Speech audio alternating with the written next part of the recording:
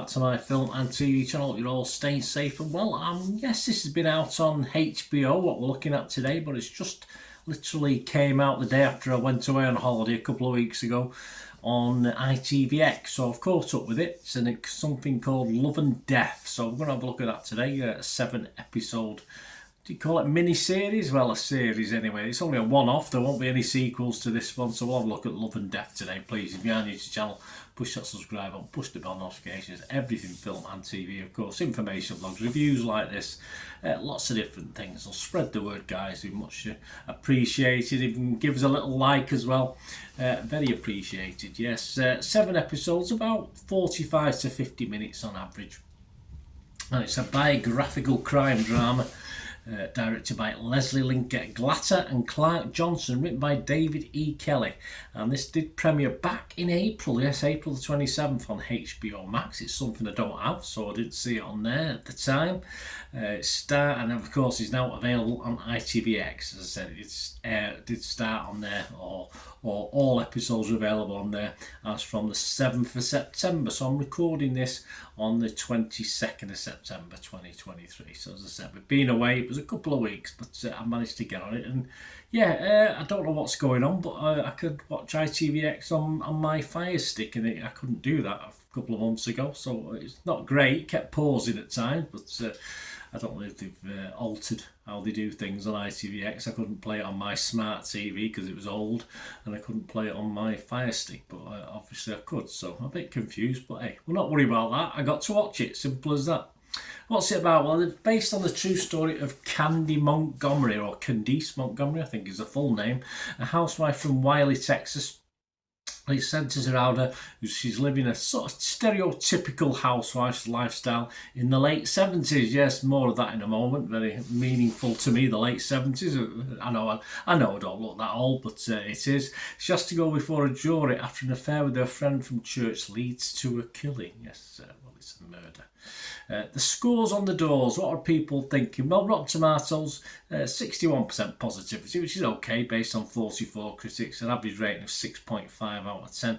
The consensus reads, though, a terrific Elizabeth Olsen gives Love and Death some life, but this rote retelling of a grisly murder does little to distinguish itself from other true crime tales. Yes, I disagree with that. I thought it was a modern, quirky feel with its storytelling, even though it is set. You do get the late 70s. It's a late 70s piece, of course, but yeah, that era is really covered very, very well, but in a more modern storytelling way. And yeah, I did forget, didn't I? Because I jumped a little bit there. Of course, Elizabeth Olsen stars in this, but we've also got Jesse Plemons, Lily Ray, Patrick Fugit, Kristen Ritter, Tom Pelfrey, Elizabeth Marvel, Kate Gilchrist, and other ones, but they're the main characters in this. We'll talk about Elizabeth Olsen in a minute when I come to do my little thoughts on it. So yeah, I thought the consensus there, Rotten Tomatoes, just a little bit not for me. Didn't particularly agree with that. Rotten Tomatoes audience, 89% positivity, so that's good. The other critic site we look at, Metacritic, assigned this an average of 60 out of 100 based on 18 critics, but their users slightly higher again. The public get 6.8 out of 10. And finally, the one we always look at, and it's more meaningful because there's 30,000 scores been left on this Internet Movie Database. It's averaging a very, very healthy 7.5 out of 10. I don't think it's going to roll too much from that over the next coming months and years, if you like. Right, my little thoughts, guys, before we go. Generally positive by everyone I can see, even the critics, but generally liked a little bit more by the public.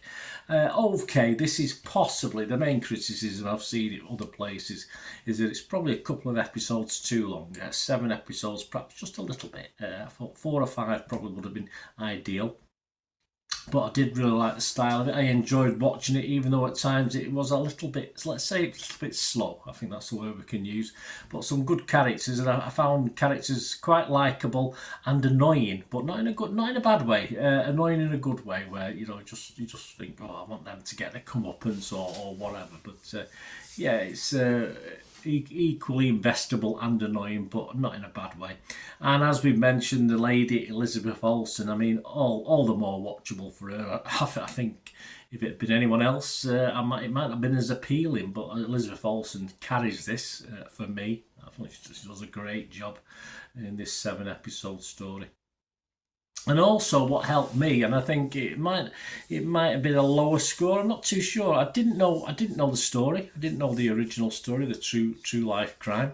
I didn't know the verdict. I didn't know what happened. I didn't know what the verdict of the jury was going to be.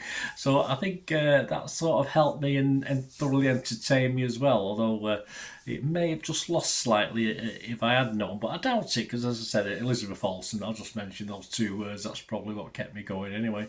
And also, as you'd expect, it's the late 70s, so it's my formative years, if you like, a teenager into adulthood. I got married in 79, which is a lot of this is set around. So, yeah, a lot of great memories with the music, Saturday Night Fever, Grease, you name it, going to the pictures, Star Wars, yeah, of course. So all that helped for me as well. So of course, if you're not of my age, it may have not been as sort of poignant and meaningful to you. So that all helped as well. Help my enjoyment of this. So as I said, generally well received, and I'm not going to be any less. I would be fresh on Rotten Tomatoes. I would be positive on Metacritic, and I'm going to give this, all right, not as high as Internet Movie Database, but I'm going to give this only because it said it lasted. I think it lasted a couple of episodes too long. As I said, I'm allowing for the fact I didn't know anything about it, and it's my era, so I'm probably giving it a better score than perhaps some other people might. But I'm only going to give it a 7 out of 10, which is very good, but not quite as high as Internet Movie Database, but a little bit higher than most of the critics, etc. So I'll give this a 7 out of 10. Thoroughly enjoyed it.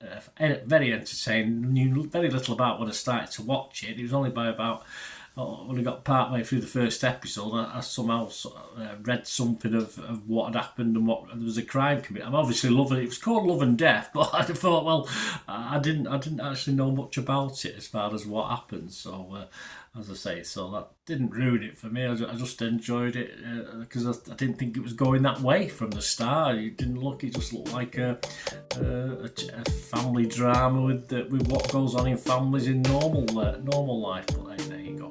7 out of 10 from me anyway. I'm waffling on an answer. So let me know what you think, guys. It'd be great to hear from you.